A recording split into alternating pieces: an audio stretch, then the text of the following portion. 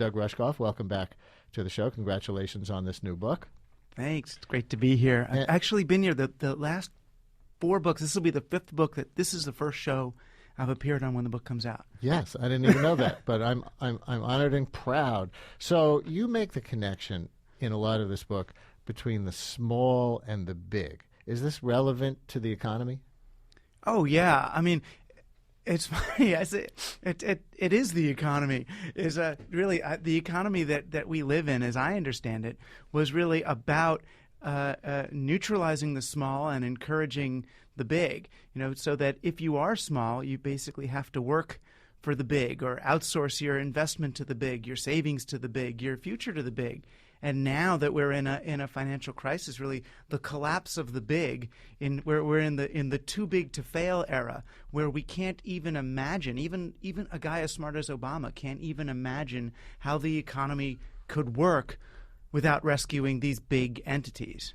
We had the chairman of Citigroup, Richard Parsons, on the show the other week, and I asked him, is one of the lessons of all of this horror that no company, no bank, or any company should be allowed to grow too big to fail? And he said, no, that can't be one of the lessons. In order to stay an economic leader in the world, we have to have very large, complex financial institutions. So I was wondering how Douglas Rushkoff reacts to that. I don't think very large financial institutions that are complex should be illegal or outlawed, but I do think they should be forced to compete on a landscape on which equal footing is granted to small and nimble financial institutions. So large banks shouldn't be able to get cash cheaper than small banks. Large businesses shouldn't be able to borrow money cheaper than small businesses.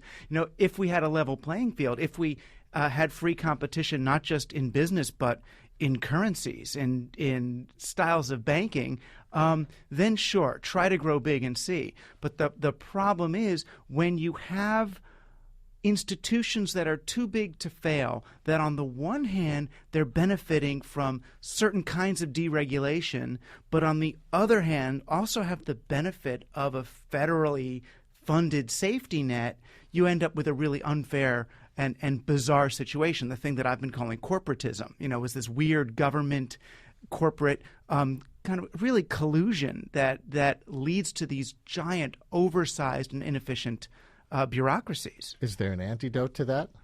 Yeah, I mean, I think the easiest antidote to that is for human beings to begin operating in ways that are apart from these giant institutions. Most of us can't even conceive anymore of how do you work without getting a job for a big corporation? How do you invest without outsourcing that investing to Wall Street? How do we take care of each other? What would a gift economy look like? What would local currency look like? How can I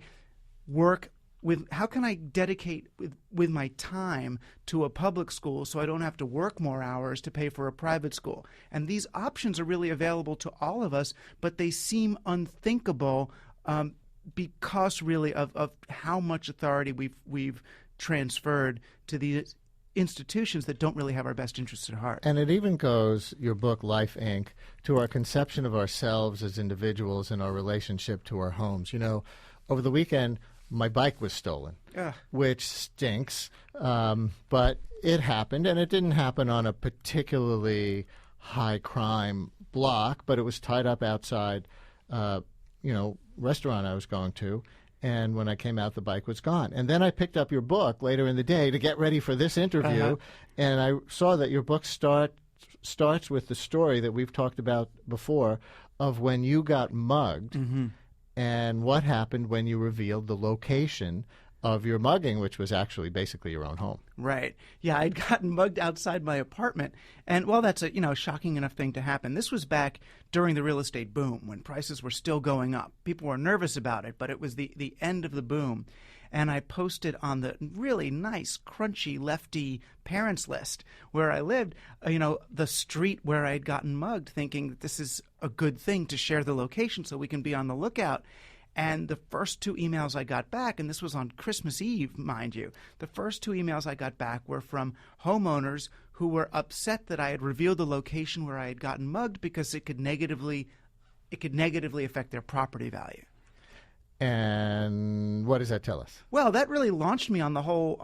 I really wanted to figure this out. What it tells us is that these people cared more about the short-term asset value of their homes as property than the long-term experiential value of their homes as homes. Rather than making the neighborhood safer or figuring something out, they wanted to keep the price artificially high in case they needed to sell.